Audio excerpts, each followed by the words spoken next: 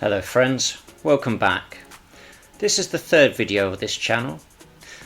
Before I go launching into the nature of the universe and everyone's place in it, I thought it might be a good idea to first provide an overview of just what most people currently believe, a sort of where we are now perspective. It's a heavy subject that's often spoken about in a serious and solemn tone. So since these videos are aimed at the average person and are not aimed at university professors, theologians or other assorted spiritual warriors, I've decided to opt for some levity. Today we're going to look at the average theist and atheist viewpoints via a cheesy retro PowerPoint that I specially prepared for you, complete with some cheesy retro music, so enjoy. A nominal theist worldview means that the person has been born and raised into a religion which they may or may not regularly practice, but they are crucially not members of the clergy and do not deeply study the key scriptures or additional materials in order to obtain greater insight. This nominal viewpoint diagram is meant for Abrahamic religions only, although the nominal viewpoints of other major religions would not be radically different. In this viewpoint, the key facts and feelings about life are as follows. God creates the world, which you can see here represented by the physical world. God designs and creates all life, including human life, which we see here represented in the centre by the human life cycle. We live only once. So if you die during childhood or your teenage years, then that's it, you've had your shot. We therefore only have one chance of making heaven or hell, and the final decision is irrevocable. When a person's life comes to an end, either naturally or unnaturally, the person's soul is judged directly by God, and this may or may not involve physical resurrection in combination with some sort of day of judgment. But either way, the person goes to heaven, which is at the top box there, if they were good, and to hell, the lower box, if they were bad.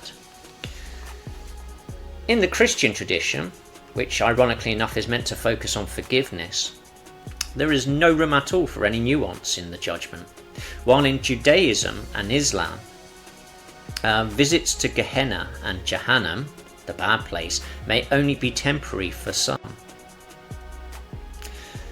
So this general understanding that I've just spelled out is formed as follows, and this you can see by the blue arrows. The heavens inform the person's religion, and this can be either directly or indirectly. The religion then informs the person's culture, which is the blue box at the bottom right, and it informs the nation and the government. So we can see in the cultural box, we can see the government sitting in the centre, controlling everything and monitoring everything. And then we have newspapers, the national identity, television, the internet, radio, the economy, computers such as laptops, and mobile phones. So these are all the ways that the government can actually push out the message, any message of their beliefs and their diktats. The nation invariably is blessed by God and informs the individual that they live in a special and or the best country. The culture via books, TV, radio, normal conversations, then informs the individual of approved values and truths. The government via education and then propaganda informs the individual of approved values and truths via all these mediums. So what we have in this diagram is the core common mindset that a person holds within themselves, and they can hold these attitudes and these beliefs consciously or unconsciously, or a mixture of both. But generally, the theist will believe that everything good is made by God and therefore managed by God. God is perfect and never errs, God judges and decides everything, and his will is executed directly, if in heaven, or by his angels, if on earth. All life has been deliberately designed. If a person is a member of a dominant religion or branch of a religion, then there's a tendency to see it as the best and as the unalloyed truth. Other denominations or religions may be seen as being incorrect, off track, or just plain wrong, despite the person actually knowing very little about them. The religious authorities provide direct guidance on what is right and what is wrong. A person is on the right path if they dutifully practice their religion and follow religious decrees. There's no need to strive to know anything. It may even not be our place to know. God knows. The clerics may know, but the common man just needs to keep their head down and obey the authorities. Heaven is where God lives. We join him there if we have been judged suitable, and there we exist forever. And we also may still be with our families if they have passed on as well. There is little known or said about what actually occurs in heaven in any of the key textbooks, or how existence is managed there. Although shout out to Islam for having a little bit more detail, with there being actually multiple levels available depending on just how good you are. But yeah, not much detail in the Bible or the Torah. Interestingly, all three do have a focus on heaven, Gan Eden, and Jannah, as primarily being about simply existing in the presence of God. But whether that actually registers with the average person is another question. It's also worth saying here that all three Abrahamic religions really are far more similar than they are different. It's mainly the focus that's the differentiator.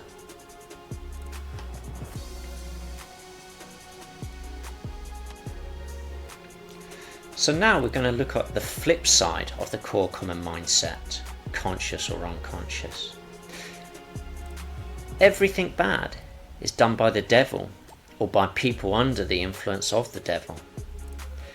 The influence can be via music, TV and films, or more directly by people who are possessed or influenced by demons. People who are duped by the devil end up spending all their time with him in hell forever. The devil hates God and is engaged in a battle over beliefs with him and for the souls of people as well. He hates mankind because it is a favoured creation of God.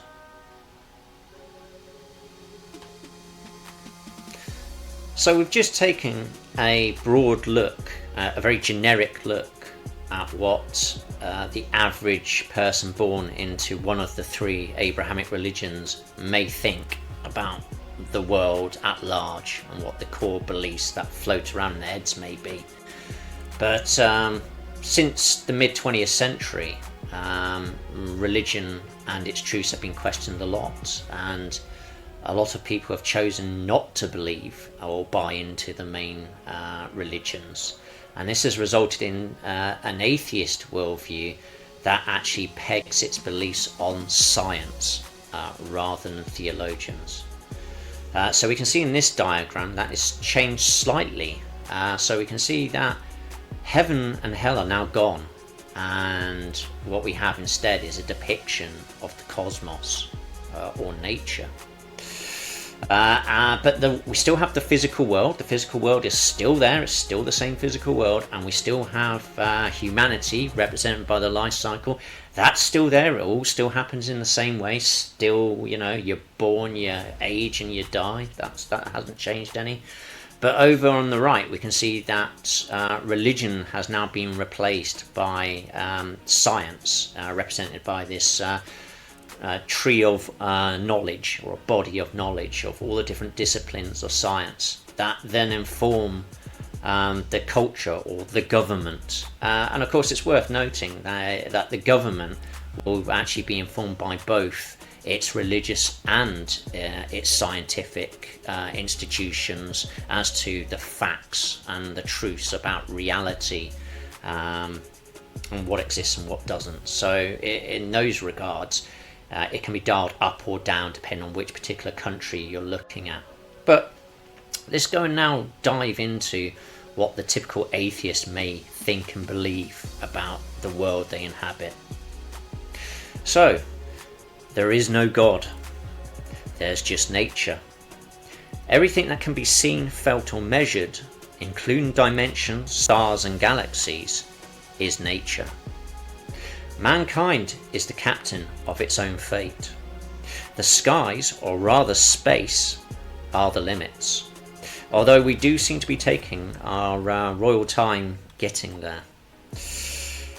By studying nature and by applying the scientific method, it is possible to understand the rules and origins of nature.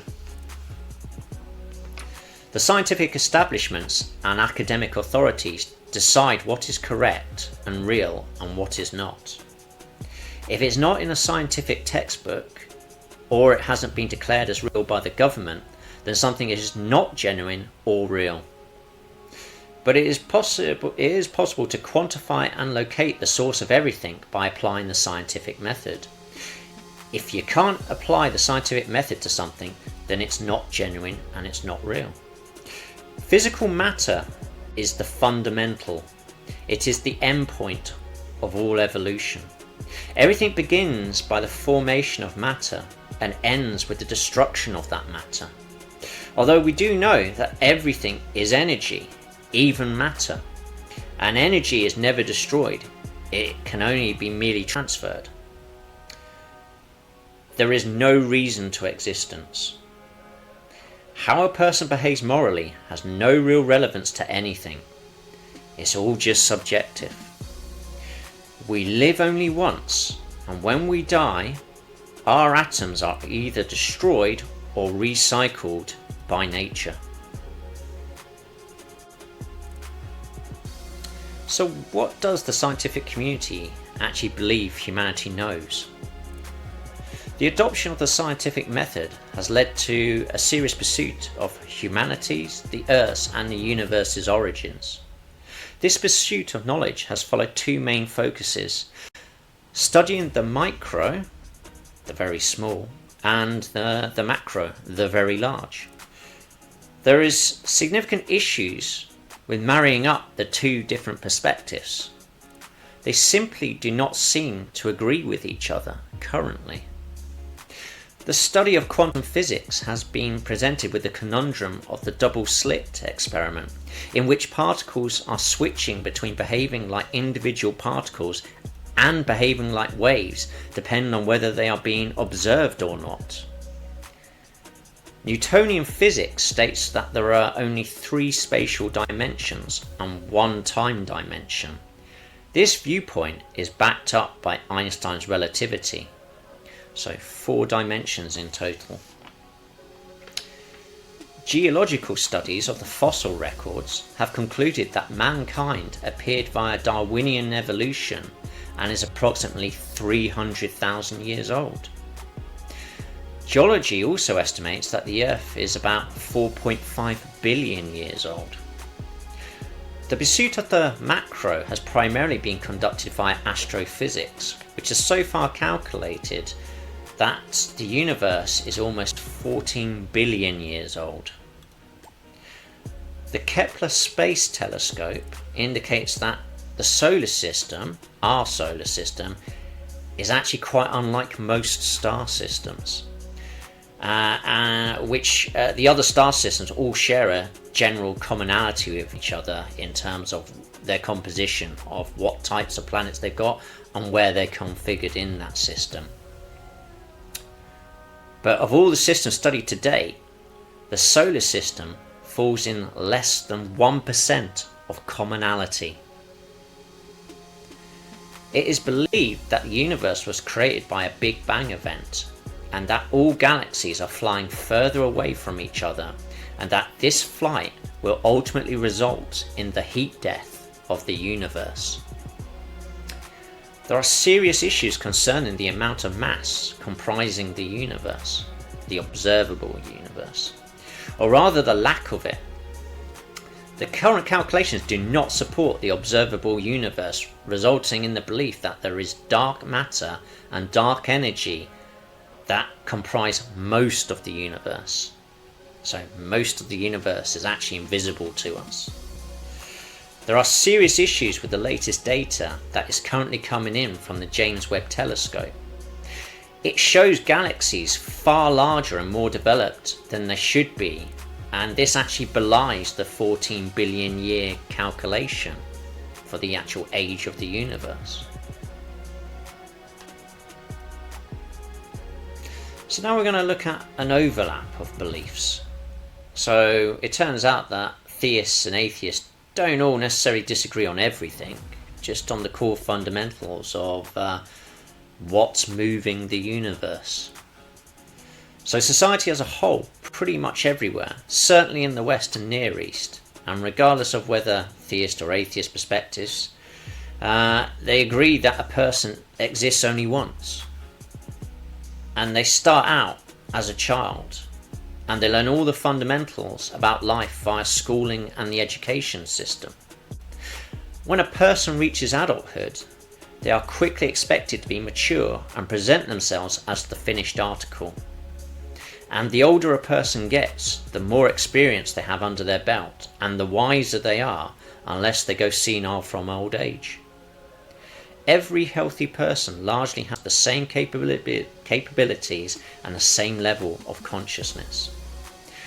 Everyone understands that man is the apex creature on Earth, whether by God's decree or by Darwinian evolution. And again, whether by God's decree or by Darwinian evolution, for better or for worse, we are the masters and custodians of the Earth. We see with our eyes, listen with our ears, smell with our noses, taste with our tongue, and touch with our hands. Over hundreds of thousands of years, via the use of these senses and the deployment of thinking, we have come to an understanding that all things can be put into one of two camps. Things that are alive, and two, things that are definitely not alive. And on this slide we can see a few examples of each. So in the alive column we've got human beings of all flavours. We've got the animal kingdom, such as the lovely dog and all the domesticated and wild animals. We then have the traditional plant life, so trees, bushes, grass, any plant you care to think of. And then at the microscopic level we've got germs and viruses and cells. They're all alive, and we have a picture there of a feet as well to represent that life that's being formed or in the process of becoming born. That is also deemed as being alive by both science and religion, for that matter of fact. Although there may be a division line of where and when life actually occurs. But if we look over to the right hand column, we can see that we've got the things that don't have cells that are growing and multiplying. So we have stones, about as inanimate an object as you could ever wish for. Then we have things made by people. We have here a deck chair, but it could just as easily be a table or a house or a car. And then we have things that are in flow from humanity as well. So currency, money, it's being exchanged, it's part of a process, but it's not alive. It's crucially doesn't have any living cells. Then we start to move into more interesting things. We have the bottle of beer. In order for the bottle of beer to exist, there needed to be life involved in it. It was living at one point, but via the process, the yeasts and the germs and the wheat germs, they died, and from that we actually got the alcohol byproduct. So the bottle of beer may have once been alive, but when it became the bottle of beer, it's no longer alive. It's very much, not alive. Then we have the sun. or for that matter, any star. Stars come in a variety of different shapes and sizes, some smaller than our sun, such as white dwarfs, or could be much larger, such as blue giants. But these stars, they're nuclear fusion reactors, so they're actually in the process of converting energy and creating energy. So they're a process that's at work in the universe. But crucially, as far as science and religion is concerned, not alive. And then we have the Earth itself, which everything that is in the left-hand column exists on planet Earth. Planet Earth has moving oceans, breathing plants, and an ecosystem. So again, much like the star, it has a living process going around it. It has activity emanating on it and from it, including geothermal magma currents as well. But again, via the lens of religion and science, both agree it is not alive. So, whether a person in the West or Near East is religious or of a scientific persuasion, they all pretty much agree on these classifications. So again, another slide looking at the commonality, the shared world between religion and science and society as a whole. So science and religion may not agree with each other too much on how and why things are, but they do agree that they both actually exist. It's important to point out that there's generally a lot of infighting in all organisations and competing organisations concerning interpretations and what's in and out of dogma. But there's a common consensus about what is and isn't real based on what news anchors, newspapers, and what is published and taught in universities and textbooks, and what they all say about what is real and what's not. So what is not real? Well, generally speaking, both religious and scientific people can agree that there are generally things grouped together under the title of woo. Woo can include things like ghosts, aliens, flying saucers, yetis, Bigfoot, folklore entities such as elves or goblins, lost civilizations such as Atlantis and Lemuria, human psychic abilities such as clairvoyance or telepathy, anyone claiming to have been contacted by the spirit world outside of organized religion. Conspiracies are also woo too. So you will be able to generally tell when you have wandered into the topic of woo, because the average university lecturer, scientist, rabbi, priest or imam will be staring at you hard like you're stupid or insane, and will probably want to close down the conversation very fast. They will also not be prepared to entertain serious consideration of any of this stuff because it's not real. There's an assumption by many on both sides of the theist-atheist fence that the authorities would confirm and reveal anything that they found to the contrary. They certainly wouldn't conceal the truth from wider society, right?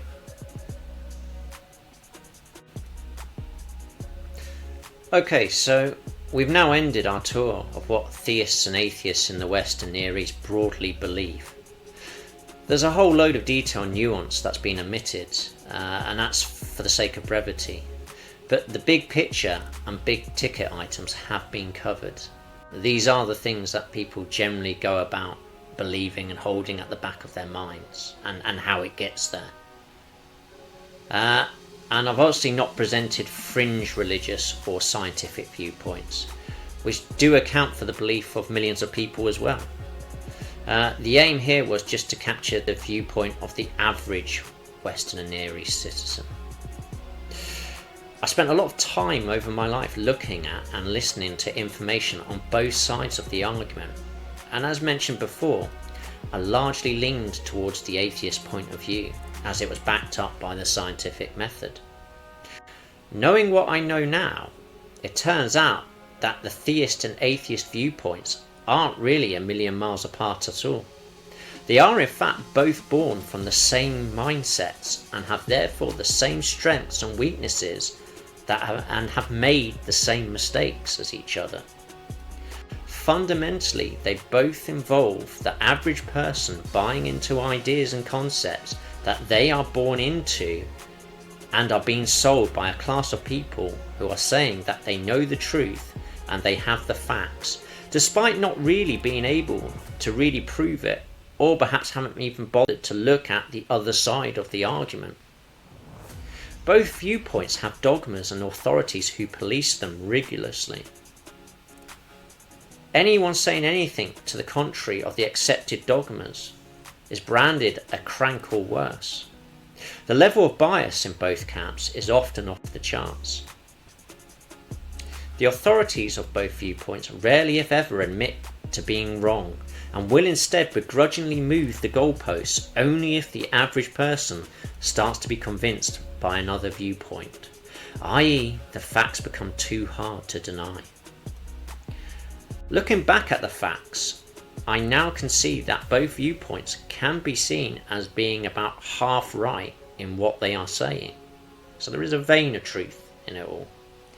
So approx 50% good stuff that's been thoroughly mixed in with erroneous or misconstrued rubbish.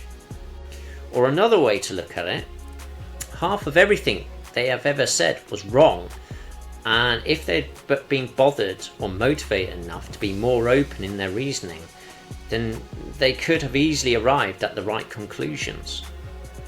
But there's another aspect to consider as well, and that's the curse of institutions and hierarchies, as well as human nature. They inevitably attract individuals whose sole focus will be competing with peers to secure the number one spot or to climb as high as possible. This pursuit of power will mean that sooner or later someone who has either a poor grasp of the theological or academic nuances and arguments and principles will start to contaminate the body of knowledge. And furthermore, this process happens at both the conscious and unconscious level. And that's why one should never put too much stock in the establishment and its organisations. Crucially, when we zoom out and look at the big picture from either perspective, what we see is a whole lot of vagueness and very little in the way of detail. Science has had a good go at it and seems to be making some progress, but all the fundamental theories are slowly and steadily being shown to be incorrect by the improved data that is now being received. It's almost as if the original suppositions and interpretations are in fact fundamentally flawed. Religion doesn't seem to provide a clear answer as to why anything exists, what humanity is supposed to be doing, or what actually happens in the next life, or even anything about the nature of God. Everything eventually comes back to it all being some big mystery. But what if all the big questions have actually already been answered a long time ago and are being continuously repeated via different channels to this day? Would humanity and its authorities necessarily recognise the truth of the answers that they are being given? What if the truth was shocking and unsettling? What if the truth didn't jibe with what the authorities believed and had communicated to the greater herd, and in fact turned everything on its head? Would those at the top of governmental and religious structures be intelligent and honest enough to admit it?